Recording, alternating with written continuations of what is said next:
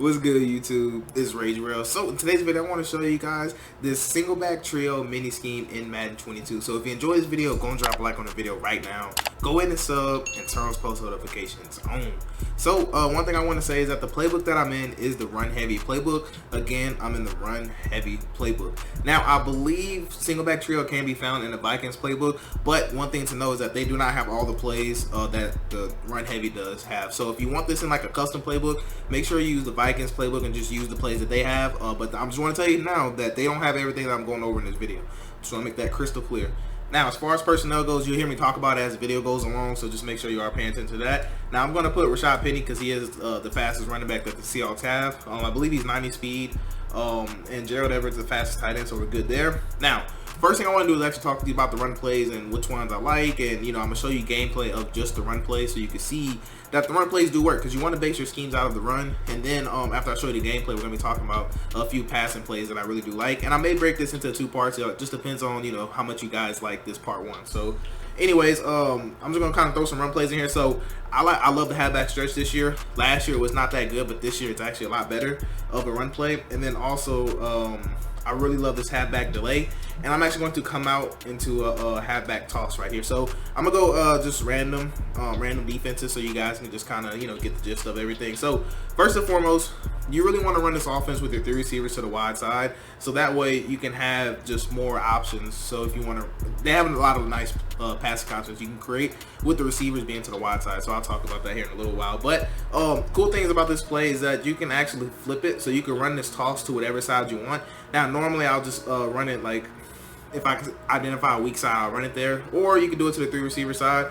It's really just depends on up to you. So you can tell right here that like I said, that time it wasn't as good, but it all depends on defenses. Now the toss really isn't my favorite run play by far, just because a lot of times they don't really do that good of a job blocking, but this time they do. So like I said, it's a hit or miss with a toss. It just, whatever defense, just try it. But if they play like a style of defense like this, then I really love halfback dives. You can tell you'll be able to get some blocks, be able to turn up the field, get some yards. So just kind of want to take you through a couple of the run plays, man. I really love this stretch.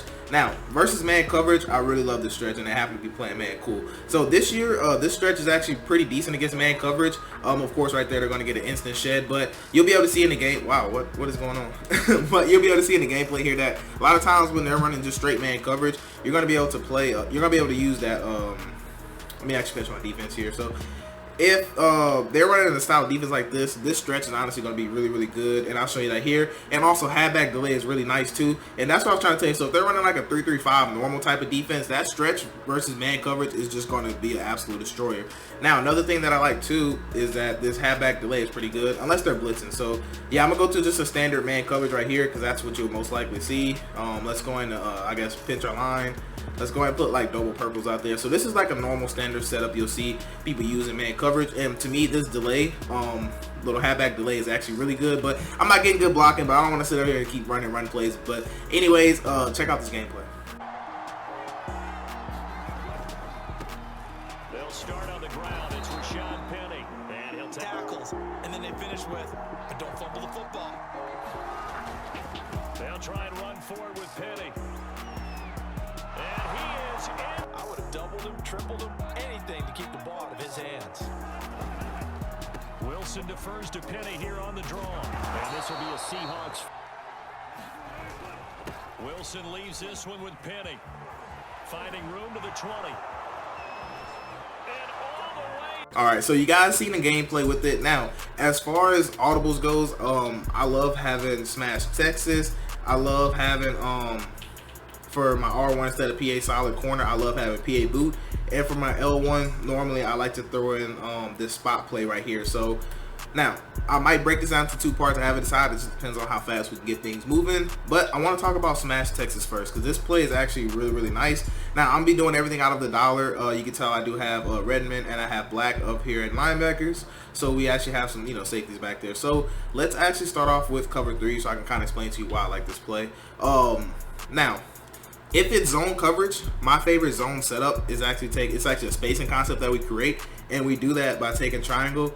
We put him on a curl route, and we take circle, put circle on a hitch, and then we'll take X and actually put him on a flat route. So this is exactly what we're looking like, and basically you want to read between circle and R1. You want to just see where the user goes, and that's how you're going to read it.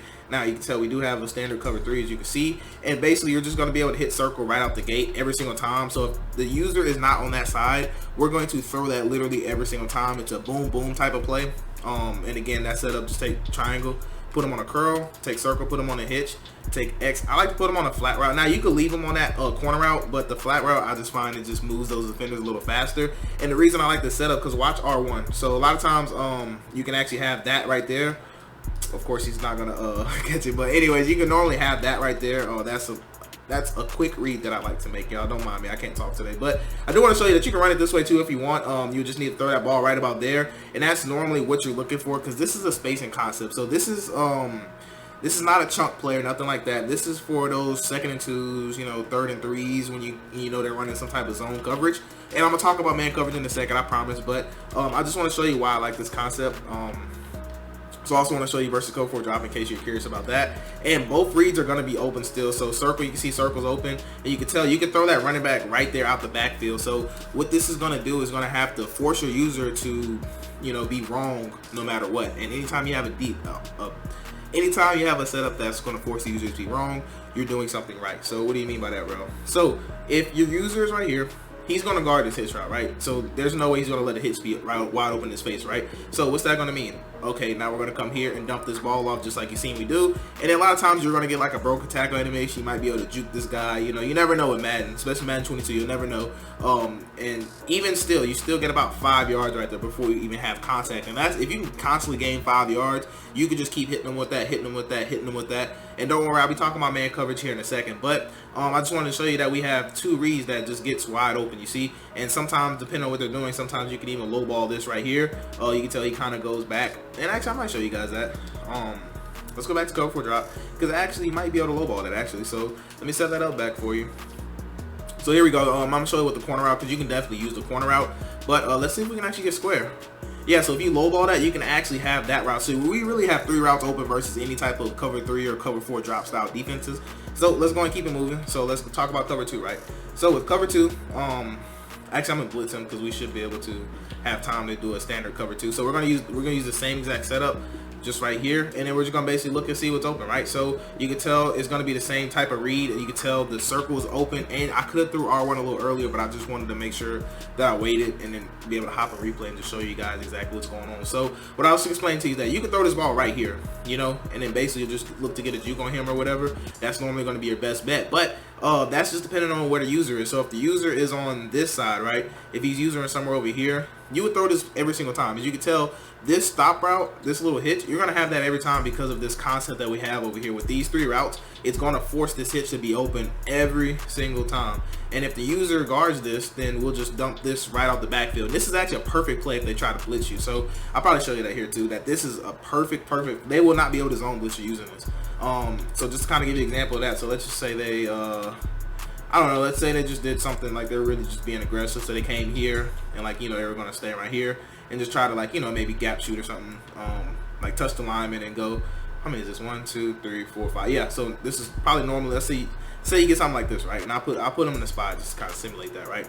So the reason I don't really go over blitzes is because every setup that I give you, you always have a quick read. You're always going to have one. So boom, snap the ball. Okay, what do I see? Oh, running back right there. So that's exactly what I was telling you. You just read, and you always, the schemes that I give you, setups, you always have a quick read, you know, always. So you should never really have to deal with the blitz when you watch my videos and use my setups, honestly. So last coverage I want to talk about is man coverage. So against man coverage, I really love, let me actually spot some people. So if they're going to play a standard man coverage like this where they're dropping no purples, this route right here is going to absolutely cook man coverage. So what you want to do, you want to take his route and actually smart route him. So you want to click on triangle, you want to press circle, and you want to hit R1 if you're on PlayStation to smart route just like this. And then for the last thing I like to do, normally I like to take triangle, put him on a slant.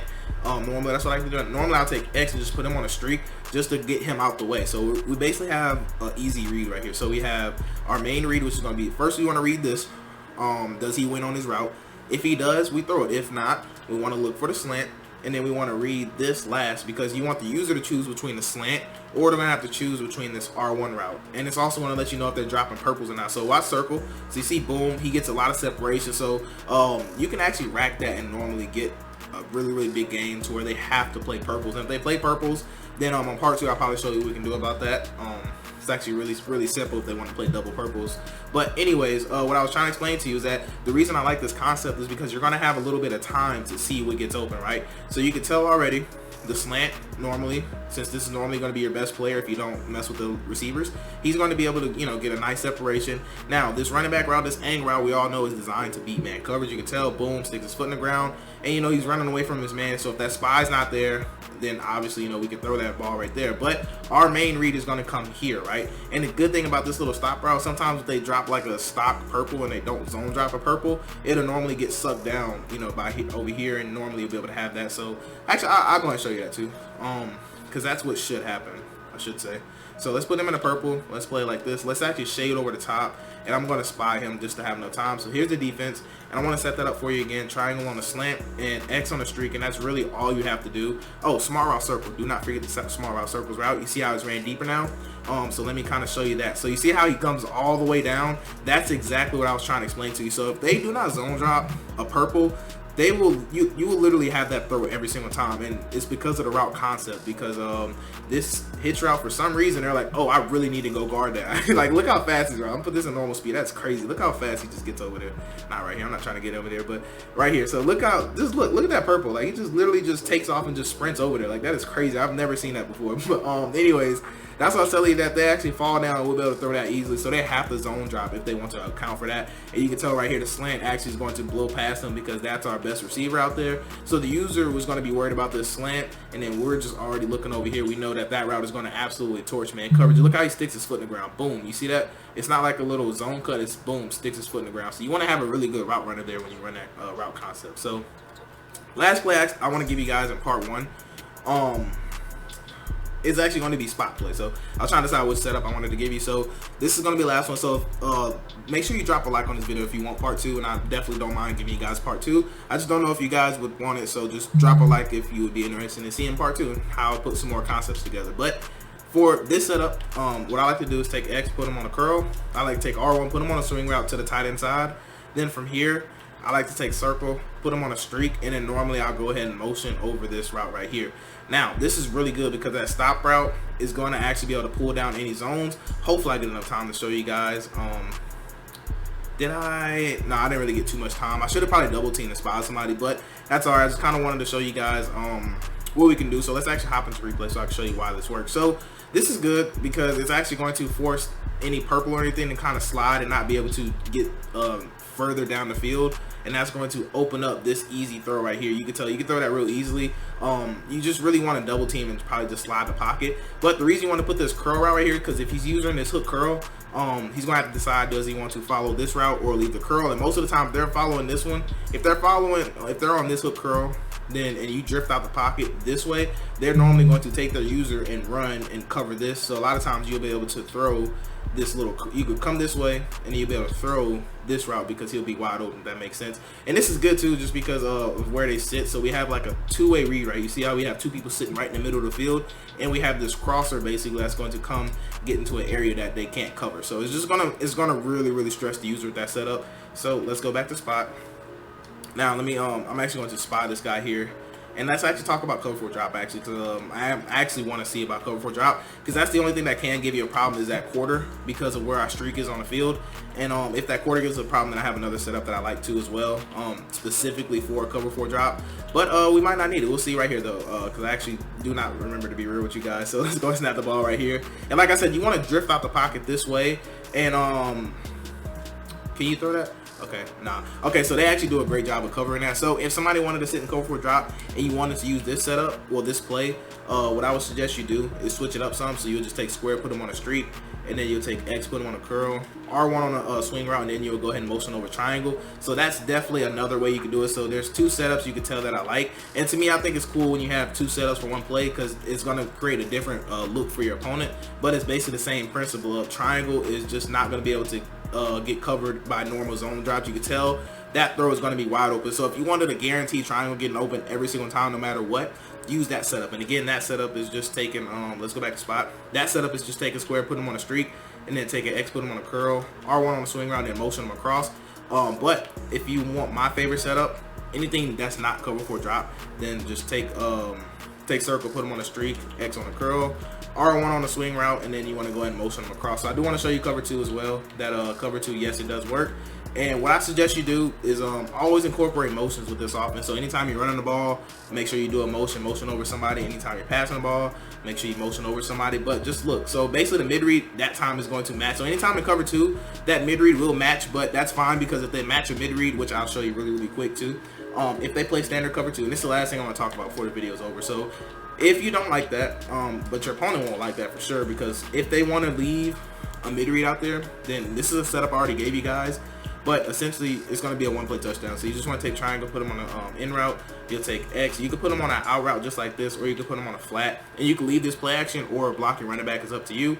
But essentially, we're going to have a one-play touchdown, honestly. So you just want to wait, and then you'll be able to throw that right there in that little gap, and then you'll have a one-play touchdown. So if they want to sit in cover 2 with a mid-read, that is how you counter that, which is why I said that this offense is really nice, because they're going to have to drop a middle third, and I'll show you what to do against that here in a second. But I already broke this play down to you guys, but in part 2 I'll probably go a little bit more in depth about more setups I like. But anyway, you can tell we have an easy throw right here. So the user has to guard that. He has to guard this in route, and of course this mid read is going to get glitched out, so we're going to be able to split those safeties right there. So now if somebody's wanting to run cover 2 and they're wanting to run a middle third, you should never, like, this will never be a defense for them to run. Never. Now you might be wondering why. Even if they pinch their line and, you know, bring the linebackers in and try to do all that stuff, it would never work, because the run plays on here are just too many. There's too many good run plays in this offense, and they just won't really have a chance. You know, right there, of course, they get a shed, but just literally run the ball, and they will not want to play that style of defense. But anyways, that's gonna wrap it up for part 1. Like I said, make sure you drop a like on this video, and if it gets enough likes, so probably, let's say, I don't know, 60. Let's do 60 likes. So if it gets 60 likes, I'll definitely bring you guys a part 2. But anyways, I do hope you guys have a blessed day. I'm Ray Jarrell, and I'm out.